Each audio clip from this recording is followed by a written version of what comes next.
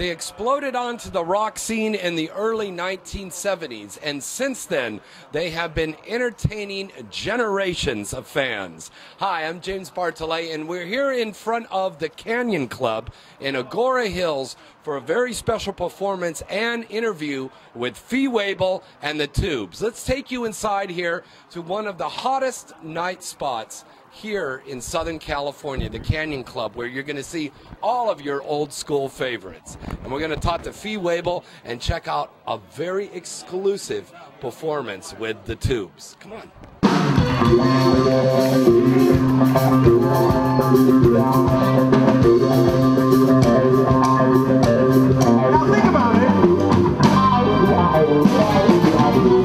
Now think about it, don't just blurt out anything if I stick the microphone in your face. I mean, I don't want any beauty contestant. I want world peace. Fuck that.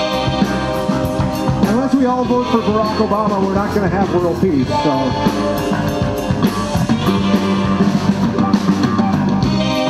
Dave Mann on keyboard.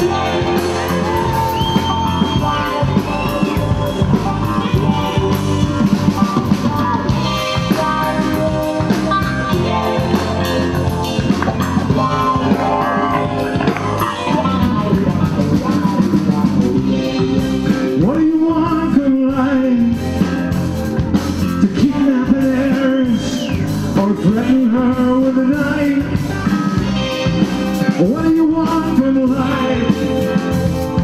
To get cable TV and watch it every night. Then you sit up, lump in your chair. Where do you sleep and what do you wear when you're sleeping? What do you want from life? We're here right now at the Canyon Club with the one and only Mr. Fee Waybill. Fee, it's good to see you again. James, nice to see you. You probably don't remember me, but you and I worked together on Private Eye on NBC. Private Eye, God. My brief acting career. Probably one of the only times I didn't play a rock star. Yeah. Probably one of the only times. Because when you were in Xanadu, you were playing the Tubes. Right, we were the Tubes. And I did a bunch of other stuff. I did Divorce Court. I did, it was really bad. And I was a rock and roller. And then I did a couple of other series. I was a rock and roller. And one of them, they had a snake around my neck, you know. Finally, I just went, look, this is, you know, I mean, come on, give me a break. I don't want to play rock and roller, okay? I want to stretch myself.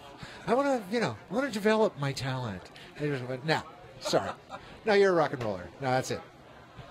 Speaking of the snake, when you guys started out in the Bay Area, and I remember seeing those early shows, it was really ahead of its time. I mean, there were dancers, there were acrobats. I mean, it was an incredible show. Yes, incredible. And that was all of the bands, you guys all got together and you said, we're going to try something different. Well, when we originally moved to San Francisco, there was so many bands that I was a dropout drama major from Arizona State University, and so I started doing characters just to somehow get to people to laugh and get them to remember us and get clubs to hire us back. So I started doing the cowboy character and the James Brown, the Mexican James Brown character, which we brought back for tonight's show. Oh, cool. We're going to do it tonight. Jesus Bongo, his name was. Nice. And so we started doing these characters and costume changes, and you know, and little by little, people started to like it, and they, you know, it became a regular part of the show, and so it got more and more elaborate. And then we found Kenny Ortega of High School Musical fame, and an incredible choreographer. Incredible choreographer. He started with us, with the Tubes. Really? Kenny started. He had done one thing. He had done Jesus Christ Superstar. He did a small part, and then we found him in San Francisco, and he started with the Tubes back in like '73, and he started putting our shows together and hiring dancers and adding we had men, we had women, we had acrobats, we had one-legged ballerinas, we had everything. And Kenny worked with us all the way for about 15 years until we broke up the first time, which was like '87. So almost 15 years Kenny Ortega worked with us, put together all of our shows. I mean, and the music videos. And the videos. Yeah. Oh yeah. and put, you know, all the choreography, the dancing. The first tour we went out on, we had more dancers than we had guys in the band. We had 8 dancers, 5 girls and 3 men, and there was only 7 of us in the band. And so are we going to see this tonight? Are we going to see a lot of dancers? No, we can't afford dancers anymore. They eat too much. The dancers are just too expensive. They eat and they never stop eating, basically. No, the music videos, everything was so ahead of its time. What do you think of the music videos that they're making now? They're boring. I mean, they're pretty boring. You know, they're really pretty boring. And when we first started to make videos, we had a lot of trouble because we were trying to do outrageous videos, and MTV wanted to be really straight. I remember the first few videos we did, they would like black out stuff, they would fuzzy focus stuff, you know, because, oh, the girls are too suggestive or this or that. And it was really hard, you know, for us to deal with MTV, and we were doing our own video. We did live video on stage. In fact, the first tour we went out with like 10 television sets, and that was like the backdrop, television sets with various things running on the different sets. You know, with back then that was 2-inch video, reel-to-reel 2-inch video, and I mean, by the end of the tour, every TV set was broken. Every video was broken, so the TVs just had static on every one, and everyone thought, "Oh, that's really cool. They got static on there." Yeah, very artsy, Andy Warhol. They thought exactly. That's what we wanted to do, but no, they were all broken. And so we, you know, from the very beginning, we did big productions that pretty much, you know, ate up all the money that we made.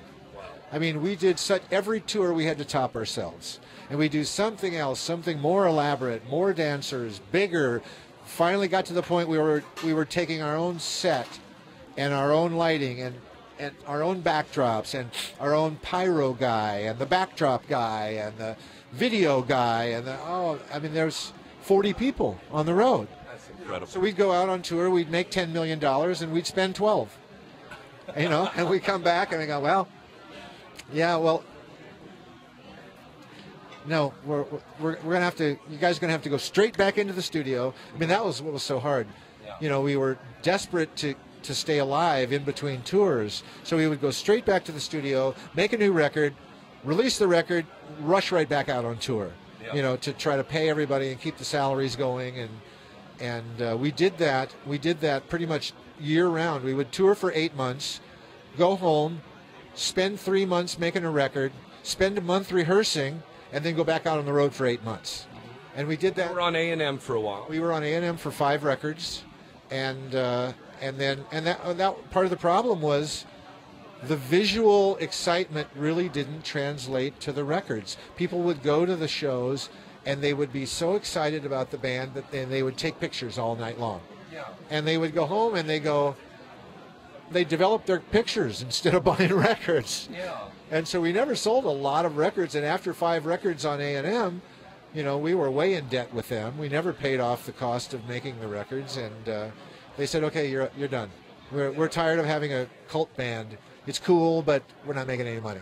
Yeah. So talk to you later. And so then we went to talk to you later. Right. That phrase came from an engineer named Umberto Gatica, who was David Foster's engineer.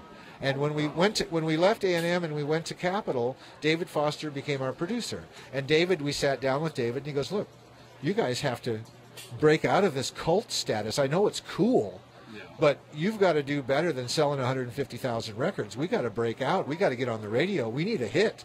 You know, otherwise Capitol's going to drop you, and your career is going to be over." So, but She's a Beauty was a big hit. Oh yeah, well that's because of David Foster. Yeah. And then that was the second record with him. The first one we had, "Talk to You Later," was #1 all over the world, and we had "Don't Want to Wait Anymore," and that was like top 20 pretty much all over the world, and that was because of David Foster. Hi, this is Fee Waybill. Stay tuned. There's more.